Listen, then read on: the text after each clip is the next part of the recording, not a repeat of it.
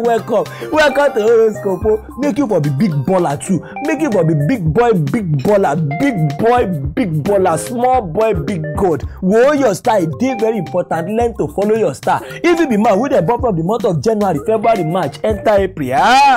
Oga, you be Sagittarius. Now you be Sagittarius.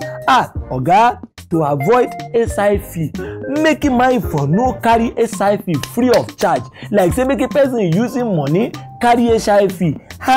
Oga, your star say make I beg you, any lady wey una go get something together this period, that is wey una wan do ijigirija.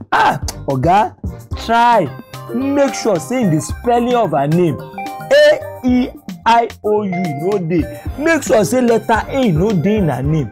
If she spell her name, make sure say anything like letter E no dey. Like say if her name na princess, say I dey for princess. I dey. No do anything. No do anything with anybody called princess. No do anybody, any lady wey you spell her name wey A or E or I or O or you in their name. No do anything. Give me example of the name of any lady. Amy. That's E-M. No do E dey there. E dey there. I even dey there. Amy on a double. Amy na double. No do with other lady. Wetin be this one name? Lovett. Ellie. E dey there. No do. Ellie dey there. No do. E dey there. You start any lady where A tabi I tabi E tabi O tabi U dey the spelling of her name. No do anything with her this period. Only wo is very dangerous. Woman wey dem born from the month of January, February, March, enter April. Until your style put mouth for song for you, say roam about gently on the street. Auntie roam about gently on the street. Verily, live on the street. Until your style show me as you dey roam about looking for big cars to carry you. As you dey roam about, so that exhaustic car, all this exhaustic car, motorway big, na you wey dey call exhaustic car. All this exhaustic car, so that they go carry you. Auntie, you better take her easy. Roam about gently on the street.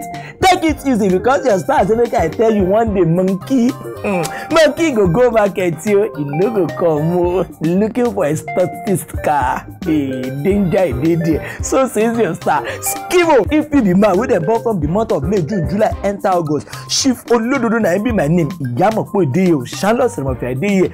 To look into your star, check wetin your star dey talk. Na be my primary duty. Oga, your star is show me say most times when you dey office this period, before they say Jack Robinson, na say you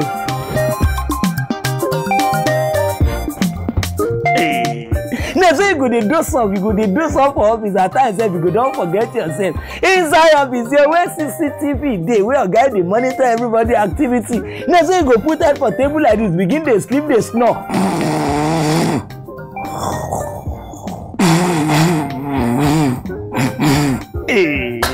Inside office, your star show me say, if you like say they won't get you. Your village people know they won't get you, because wetin dem dey do for you. Wetin dem dey do for you na who they call spiritual technical attack research star. They look into your star, they want take and get you. Spiritual technical attack research. Na only they take fight you simply because as you dey do some during office hour, when you dey sleep off, how your guy no go sack you last. Your star say make this kind thing for no happen. Make this kind thing for no happen. Abeg, try make it dey drink rabbit milk. Warai horo. Rabbit milk, e go dey make person function well during daytime. Rabbit milk, warai horo, e go dey make person dey mental alert during daytime. Your eye go sharp pass eagle. No be say one person come enter work, na say yala dire. Your star say make you no let your village people get you. Mamu warai horo, rabbit milk. Woman wey dem born from the month of May, June, July, enter August. This one na for all the slave queens and slave mama. Ẹ̀yin slave mama, ẹ̀yin slave queen gbẹ̀sẹ̀ lẹ́sẹ̀, kọ́má kọ́kàndù sí ẹ lẹ́sẹ̀ àwọn ọmọ mi. How me on the streets? Una start and follow that talk. Wo any slave mama tabi slave queen wey dem born during this period. Your start say make I tell you say good time e dey for you this period o. You go see money you go fear. Oh gbele o. You go see money you go fear. One man go sour you dollar no be small. One man go sour you dollar no be small. If you hear dollar pound sterling oh yeah dollar. I no make this kind thing for happen. Auntie abeg try make you dey chop agidi from time to time. That white substance in this thing wey dey sup wey dey inside leaf ẹ̀kọ na yin Yorùbá dey call am mo je kon gbogbo gba. No slave queen yero no slave mama we go dey shop pap from time to time wey their maga no go pay. Maga must pay. You go south, they will pay. Well, Eko is agidi. I'm gonna go look for the English name of Eko. That's why I was paying it. Mr. Mumin, please look for English name for Eko. Skibo Jere.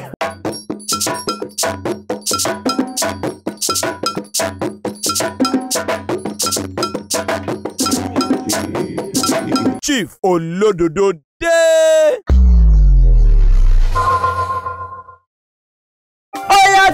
Nothing do something no. Oh, nothing do something no. Yeah. Can nothing do something no. Yeah. Oh, nothing do something. Oh, nothing do something. Daddy. Say, waiting with that boy name. Oh, that boy will sing that song. Coca con alagbado ni. This one no music at say na coca con alagbado. That's the way we say that in this one I sing get Q dot na he sing that song can nothing do something. Shout out to you Q dot Ojiri. Woma we dey born from the month of September, October, November, enter December. Oga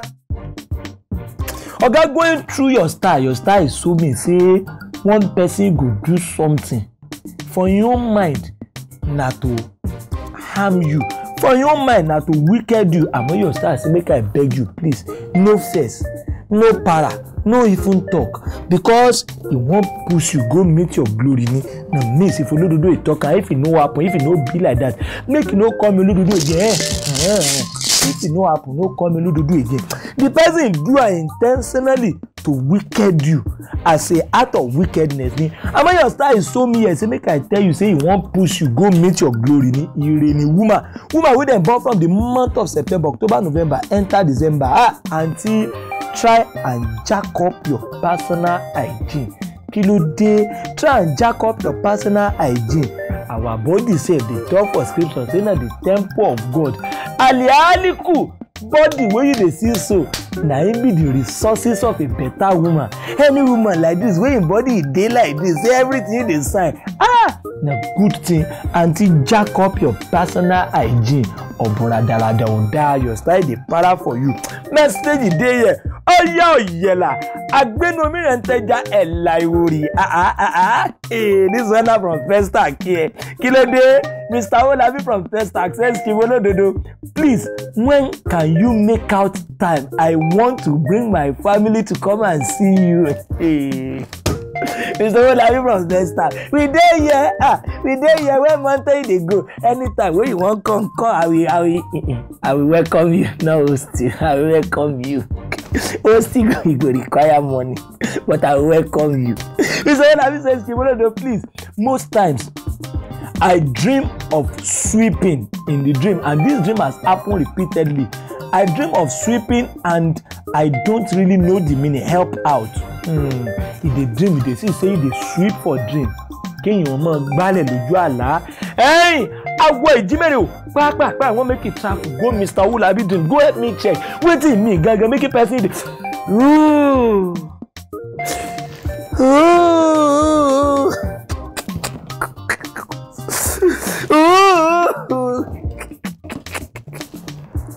How?